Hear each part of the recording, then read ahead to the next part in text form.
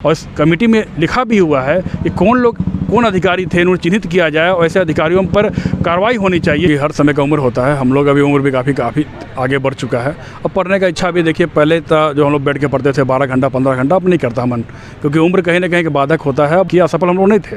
सफल हो के इस परीक्षा का हम लोग विरोध किए और सफल हो के इस परीक्षा का बाइकआउट भी किए।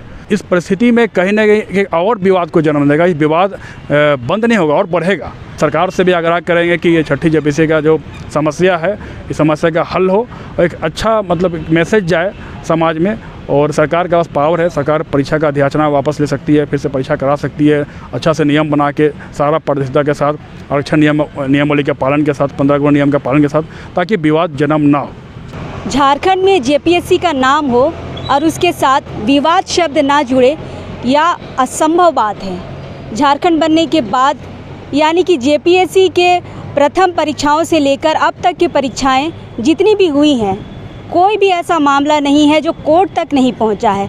और कोर्ट तक पहुंचने के बाद क्या इसका रिज़ल्ट रहा है, ये आप और हम सभी जानते हैं। या तो परीक्षाएं रद्द हुई हैं या फिर दोबारा से उसे कराया गया, और कराने के बाद भी अभी तक की जो स्थिति है सारे केसेस में अटकी हुई है।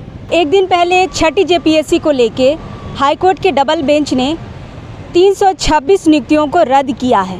क्या है पूरा मामला, इस बारे में हम बात करेंगे एक शख्स से। वो शख्स जिन्होंने अब तक पहली जेपीएससी से लेकर अभी तक की जेपीएससी लिखा और 6 जेपीएससी जो मामला अभी रद्द हुआ है उसमें इन्होंने एग्ज़ाम भी निकाला।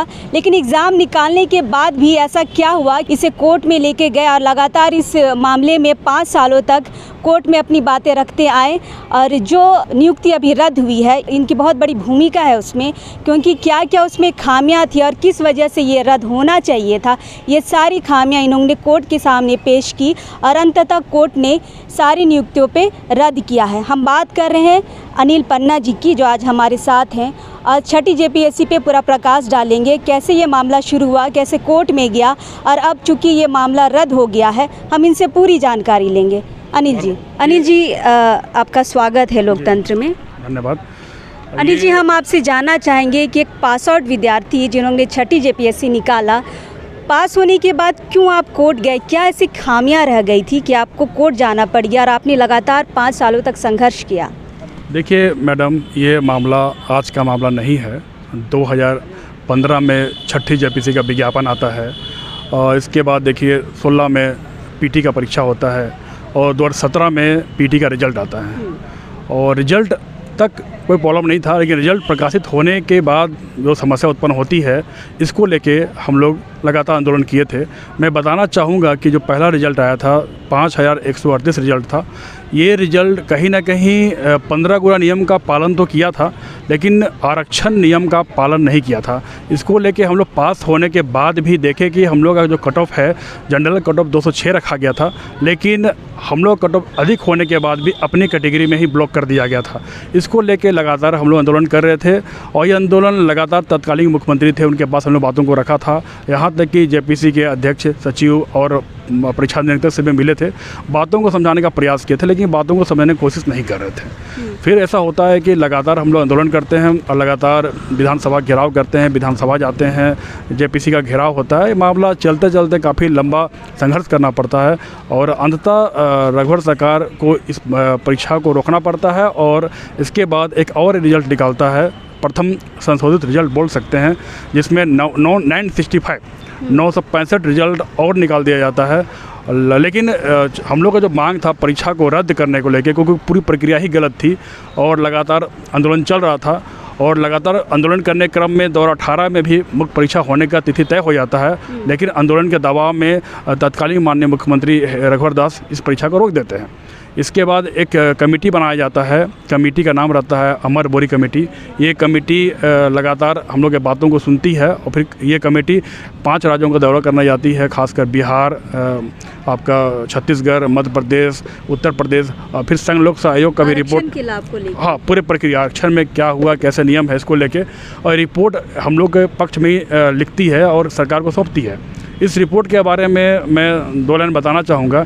ये रिपोर्ट में स्पष्ट रूप से कहा गया था कि सभी चरणों में आरक्षण देना चाहिए, क्योंकि पहला जेपीएससी से लेके चौथा जेपीसी तक सभी चरणों में आरक्षण दिया गया था। अब पाँचवा में कहीं ना कहीं आरक्षण को ख़त्म किया गया था और इस कमेटी में लिखा भी हुआ है कि कौन अधिकारी थे, उन्हें चिन्हित किया जाए और ऐसे अधिकारियों पर कार्रवाई होनी चाहिए। ये बात भी सिफारिश में लिखा गया है। और फिर बोला गया था कि छठी जेपीसी में आरक्षण नियमावली का पुनः बहाल करते हुए, फिर से बहाल करते हुए इस परीक्षा को लिया जाए।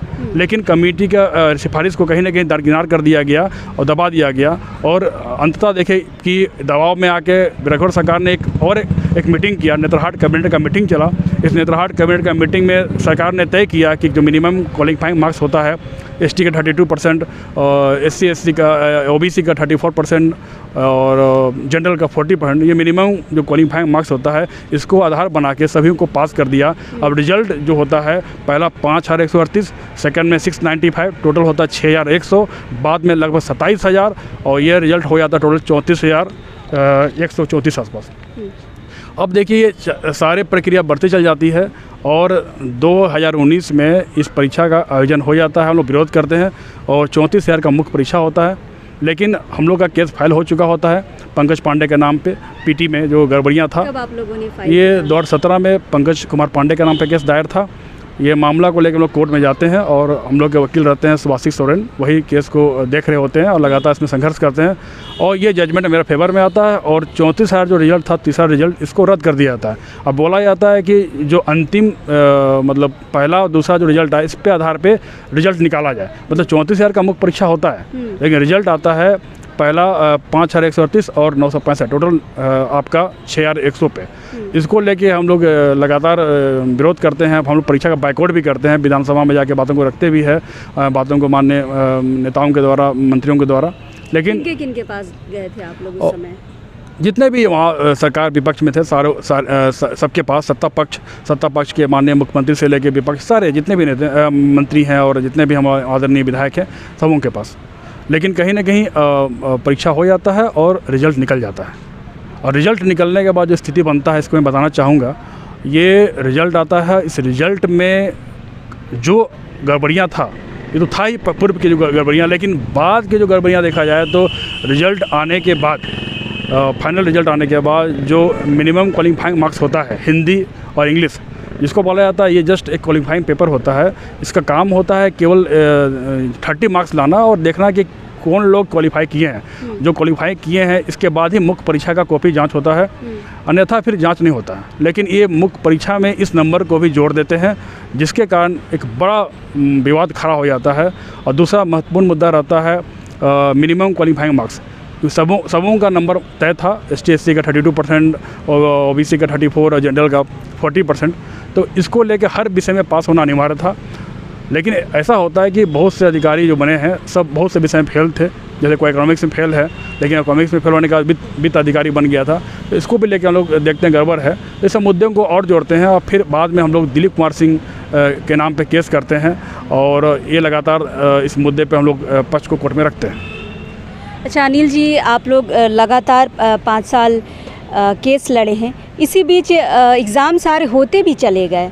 आप लोगों ने इस पे कभी पाबंदियां नहीं लगाई कि मेंस एग्ज़ाम रोका जाए, इंटरव्यू रोका जाए, तियाँ रोकी जाए, जब तक कि पूरी जो बात है, जो खामियां आप लोगों ने जिस वजह से आप लोग कोर्ट गए, इस पे पूरा अगर कोई सुनवाई पूरी कंप्लीट नहीं हो जाती उसके बाद आगे बढ़ाना, इस तरह का बात आपने कभी कोर्ट में रखा या नहीं? मैंने लगातार ये बात रखा था क्योंकि मुझे मालूम था कि प्रक्रिया जितनी आगे बढ़ती जाएगी जटिल होते जाएंगे। तो पीटी के बाद से मैं प्रयास कर रहा था इस परीक्षा को रद्द करके मुख्य परीक्षा का आयोजन, रिजल्ट को संशोधित करके मुख्य परीक्षा लिया जाए। लेकिन कोर्ट ने, माननीय उच्च न्यायालय ने प्रक्रिया को आगे बढ़ाते चला गया। कोर्ट ने कहा कि प्रक्रिया को आगे बढ़ने दीजिए, जब जिस दिन गलती लगेगा, जिस दिन खामियां है, जिस दिन गलती पकड़ी जाएगी, मैं उस दिन रद्द कर दूंगा। तो हम लोग लगातार बात बोलते रहे थे कि समस्या बढ़ेगी क्योंकि मुख्य परीक्षा होने वाला था। क्योंकि मुख्य परीक्षा के पहले रोक लगाने लोग अपील भी किए थे, लेकिन मुख्य परीक्षा को नहीं रोका गया। फिर रिजल्ट निकलने का बात हुआ तो हम लोग बात कोर्ट में भी बोला गया कि मामला कोर्ट में आगे रिजल्ट निकलेगा, मेंस का फिर समस्या बढ़ेगी। ऐसे करते करते मैं हर स्तर पर मैंने माननीय उच्च न्यायालय के माध्यम से बातों को रखने का प्रयास किया था, लेकिन कोर्ट ने ये आश्वस्त किया था, विश्वास जताया था कि प्रक्रिया बढ़ भी जाता है तो गलत पाई जाएगी तो मैं पूरा प्रक्रिया रद्द पे विचार करूंगा और रद्द कर सकता हूं। जो अभी पहले सिंगल बेंच में ये मेरे फेवर में ये जजमेंट आया और ये प्रक्रिया को रद्द किया, नियुक्ति प्रक्रिया निरस्त किया और डबल बेंच का डिसीजन भी सिंगल बेंच के माध्यम से जो था वही बात कैरी करके ये जो 326 नियुक्ति हुई थी इसको निरस्त कर दिया गया। अनिल जी, ये बताइए, आप तो छठी जेपीएससी पास कर गए थे और आपने जैसे बताया कि आपके साथ और भी बहुत सारे स्टूडेंट थे, लगभग 17,000 की संख्या थी जो 34,000 लोग परीक्षा में शामिल हुए थे। हाँ, तो 17,000 लोग लगभग पास कर गए थे जिन्होंने आपका साथ दिया। तो ऐसी क्या वजह आपने ढूंढी कि पास होने के बाद भी आप लोग कोर्ट तक गए? देखिए मैडम, बात ऐसा है ना कि ये जब मामला सिस्टम से लड़ने का हो और गलत सही का हो तो लड़ना पड़ता है और मुझे प्रूव करना था कि मैं पीटी पास होने के बाद भी लड़ रहा हूँ। लोगों को अक्सर लगता था, खासकर माननीय विधायक लोगों को या कोई भी रहे हों, कि ये लोग या जेपीसी अध्यक्ष को या सचिव को ये लोग फेल हो जाता है फिर आंदोलन करता है। हाँ, लेकिन हम लोग प्रूव करने का प्रयास किए। ये छठा जेपीसी ऐसा आंदोलन था जहाँ पास वाला लोग आंदोलन कर रहा था। ये हम बार बार बताने का प्रयास किया, सफल हम लोग नहीं थे। सफल हो के इस परीक्षा का हम लोग विरोध किए और सफल हो के इस परीक्षा का बाइकआउट भी किए। टोटल 34,000 लोग मुख्य परीक्षा में शामिल होना था, लगभग आधे लोग 17,000 लोग मेरे कारण क्या खुद निर्णय लिया। सबको लगा कि गड़बड़ है और सबों ने अपना अपना परीक्षा का बाइकआउट किया। लगभग आधे लोग परीक्षा का बाइकआउट किया जिसमें मैं भी शामिल था। बिल्कुल, मैं इसलिए आपसे ये सवाल कर रही हूँ क्योंकि पास होने के बाद लोगों को ये लगता है कि मैं क्यों फिर सड़क में क्यों आऊँ, क्यों मैं इसको ख़राब करूँ, क्योंकि मेरा तो फिक्स है, मुझे तो नौकरी करनी है। लेकिन आपने सफल होने के बावजूद आप कोर्ट में गए, अपनी बातों को रखे। इसके लिए खैर युवाओं के लिए तो आप एक मिसाल हैं। अब क्या होगा इसके बाद, चूँकि अब नियुक्तियाँ रद्द हो गई हैं, अब इसके बाद क्या होगा? देखिए, माननीय उच्च न्यायालय का जो डबल बेंच में परसों निर्णय आया, ये निर्णय का हम लोग स्वागत भी किए हैं, स्वागत कर रहे हैं और छात्रों का न्यायालय के प्रति विश्वास बढ़ा है। और जो अक्सर कहा करते थे कि जेपीसी में कभी कुछ होता नहीं है, क्योंकि एग्जाम्पल था कि पहला जेपीसी मामला कोर्ट में है, दूसरा भी कोर्ट में है, सारा विवाद रहा है। तो एक धारणा सा बन गया था पिछला 20 साल में कि जब नियुक्ति हो जाती है तो कुछ हो नहीं सकता है। लेकिन इस धारणा को हम लोगों ने तोड़ने का प्रयास किया। खासकर हमारे वकील साहब सुभाषी रसिक सोरेन, हमारे मित्र राजकुमार मी, ऐसे हम लोग बहुत लोग शामिल थे और शशि पन्ना वगैरह, जितने भी नाम तो बहुत हैं लेकिन मैं कुछ लोगों का नाम बताया। तो हम लोग तय किए थे कि इस बार प्रूव करना है कि जो धारणा बना हुआ है कि कभी जेपीसी में कुछ नहीं होता है, एक बार नियुक्ति हो जाती है, रद्द करना असंभव है। लेकिन हम लोग कोर्ट के माध्यम से, न्यायालय के माध्यम से ये बात को स्थापित करने का प्रयास किए कि गलत और सही क्या है। अंततः देखिए कि लगातार संघर्ष करने के बाद अभी हम बोल रहे हैं कि जीते हैं, लेकिन इसको पूरा जीत नहीं मानेंगे क्योंकि हम लोग का पूरा प्रक्रिया रद्द करने की बात थी और अभी हम लोग इसमें आगे लड़ेंगे और उम्मीद करेंगे इस पूरा प्रक्रिया को रद्द करके छठी जेपीसी का मुख्य परीक्षा फिर से हो। अन्यथा जहाँ प्रॉब्लम समस्या का हल ना हो पाए तो परीक्षा का अधिसूचना वापस लेकर फिर से परीक्षा कराया जाए। अच्छा, फिर से परीक्षा कराई जाए, लेकिन 5 साल बीत चुके हैं अनिल जी, उम्र भी तो बढ़ता है विद्यार्थियों का। उसके बाद फिर उम्र की समस्या आ जाती है कि पहले हमारी ये उम्र थी, अब ये उम्र हो गई है और पढ़ने का जो लेवल है वो भी थोड़ा सा कम हो जाता है कि एक उम्र होता है पढ़ने का, बाद में लोग थोड़ा सा कम ध्यान देने लगते हैं। अगर दोबारा से ये 6 जेपीएससी का एग्ज़ाम होता है तो विद्यार्थी क्या लगता है कि उसी लेवल पे तैयारी कर पाएंगे? देखिए सुनीता जी, बात आप सही बोल रहे हैं क्योंकि हर समय का उम्र होता है। हम लोग अभी उम्र भी काफ़ी आगे बढ़ चुका है और पढ़ने का इच्छा भी देखिए पहले तो जो हम लोग बैठ के पढ़ते थे 12 घंटा 15 घंटा, अब नहीं करता मन, क्योंकि उम्र कहीं ना कहीं बाधक होता है, बहुत टाइप का समस्याएँ भी आ जाती है। लेकिन मेरा मानना है कि सही और गलत क्या है इसको जानना होगा और संघर्ष करना होगा। झारखंड राज्य निर्माण में भी लगातार संघर्ष हुआ, 100 साल 200 साल का इतिहास रहा, तो संघर्ष करते करते राज्य का निर्माण हुआ और जिस उद्देश्य से राज्य का निर्माण हुआ, झारखंड लोक सेवा आयोग का स्थापना 2002 में हुआ, तब से लेकर आज तक देखिए इतना लंबा संघर्ष करने के बाद भी आज भी जेपीसी पे वो समस्या का हल नहीं हो पाया जो हम लोग चाहते थे। छठी जेपीसी पर आप जो सवाल बोले हैं कि उम्र निकल जाएगा या इतना समय बीत गया, तो इसका मैं जवाब देना चाहूँगा क्योंकि ये जो निर्णय कोर्ट का आया है और कोर्ट का निर्णय का हम लोग सम्मान करते हैं और देखेंगे कि कोर्ट ने आगे क्या निर्देश देता है। अभी तो फिलहाल बोला गया है कि मेरिट लिस्ट को रद्द करके फिर से नया मेरिट लिस्ट बनाना है। इसमें भी तकनीकी अड़चनें भी आएंगी और इससे क्या अड़चनें आएंगी मैं इसे थोड़ा विस्तार से बताता हूँ। जैसे अब बात होगा कि सारे लोगों का, सारे अभ्यर्थियों का नंबर, छात्रों का नंबर पब्लिक डोमेन में डिस्प्ले कर दिया गया था। सभी को अपना व्यक्तिगत नंबर, मेंस का भी नंबर मालूम है और इंटरव्यू का भी नंबर मालूम है। ऐसे में एक गोपनीयता का बात आएगा। और इस गोपनीयता के आधार पर देखिए कोई भी परीक्षा होता है, चाहे आप यूपीएससी का बात करें, तो संघ लोक सेवा आयोग क्या करता है कि फाइनल रिजल्ट प्रकाशित होने के बाद सारा नंबर डिस्प्ले कर देता है, कौन फर्स्ट रैंकर है, नाम के साथ, रोल नंबर के साथ, मार्क्स के साथ, इंटरव्यू मार्क्स के साथ। ये डिस्प्ले होने का मतलब है कि उसने जो गुप्त बातों को जो गोपनीय शाखा में रखा था, इसको लास्ट में सारे के सामने डिस्प्ले करके पब्लिक डोमेन में ला के बता देता है कि कौन टॉपर है, किस राज्य का है, कहाँ का है। तो झारखंड लोक सेवा आयोग में भी अंतिम परिणाम प्रकाशित होने के बाद सारा नंबर डिस्प्ले कर दिया गया था। तो इस आधार पे अब पहला समस्या यह आएगा कि गोपनीयता का बात होगी, जिसमें सारे लोग अपना नंबर मालूम है। ऐसे में कल को इंटरव्यू भी होता है तो कहीं ना कहीं फिर वही स्थिति पैदा हो जाएगी, क्योंकि सब बोर्ड को भी मालूम रहता है कितना नंबर है उनके पास, क्या है। तो ऐसे में एक सही चयन और सही दिशा में चयन होना असंभव हो जाएगा। और दूसरा सबसे बड़ा समस्या आएगी, एक नियम है मैडम कि पीटी में 15 गुना नियम लेना है और इंटरव्यू में 3 गुना नियम पे चयन करना है। अब देखिए कि एक हम लोग 990 लोग को इंटरव्यू के लिए कॉल किया गया था, जिसमें 326 का चयन हुआ था। मतलब एक स्टूडेंट पे 3 लोग, एक सीट पे 3 लोग थे। तो इस परिस्थिति में जैसे अभी अनुमान लगाया जा रहा है कि बाहर होने वालों की संख्या लगभग 150 के आसपास होगी, बढ़ सकती है, लेकिन 150 मान रहे हैं। तो 150 बाहर नहीं होंगे, 150 के साथ इनको 450 लोगों को बाहर करना पड़ेगा, क्योंकि 450 लोगों के बीच से 150 आए हैं। ऐसे में 990 में 450 बाहर कौन जाएगा? ना आयोग इस चीज़ का पता कर पाएगा, ना बाकी कोई यहाँ के संस्था।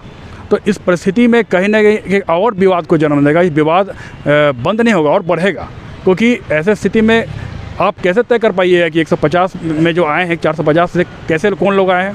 एक समस्या ये होगी। इसके अलावा मैडम देखिए कि तकनीकी अड़चने में बहुत से तकनीकी अड़चने हैं, जो मैं कोर्ट के माध्यम में कोर्ट में इसको बात को रखने की जरूरत पड़े मैं रखूँगा। बहुत सा बात मीडिया में बताना सही नहीं रहता कि, क्योंकि मुझे लड़ाई लड़ना है लंबा, तो हर बात को माध्यम बता देना सही नहीं है। लेकिन 2 मुख्य मुद्दे हैं जो मैं बताना चाह रहा हूँ, क्योंकि ये सब जानते हैं, लेकिन मेरे पास और से मुद्दे हैं जो जरूरत पड़े तो अभी ख़त्म नहीं हुई है। क्योंकि कोर्ट ने जो निर्णय दिया, कोर्ट अपना निर्णय एक जितने लंबी सुनवाई के बाद दिया, तो कोर्ट ने दिया, अच्छी बात है, मैं सम्मान करता हूं। लेकिन ये तकनीकी अड़चने के बारे में शायद आयोग भी इसको स्पष्ट नहीं किया होगा और कोर्ट को जानकारी भी नहीं रहता है, क्योंकि बहुत से मामले देखते हैं तो इतना चीज़ को जेपीसी भी इसको स्पष्ट नहीं किया है।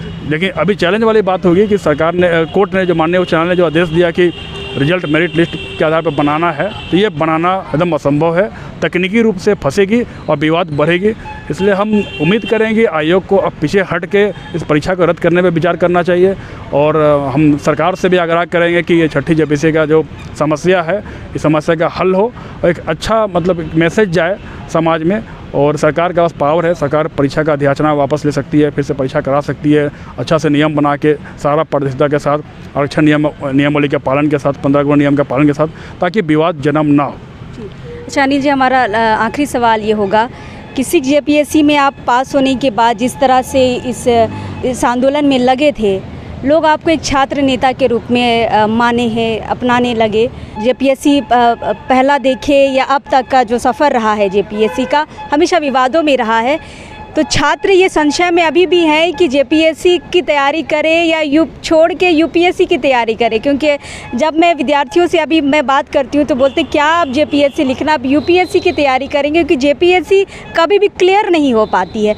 तो उन छात्रों को क्या संदेश देंगे? सुनीता जी, पहले तो मैं बताऊँगा, मैं छात्र नेता नहीं हूँ, मैं जेपीएससी अभ्यर्थी हूँ। ठीक है, मैं मुद्दे पर लड़ता हूँ, प्लेटफॉर्म पर होता है तो लोग बोलने लगते हैं, लेकिन मैं अभ्यर्थी हूँ।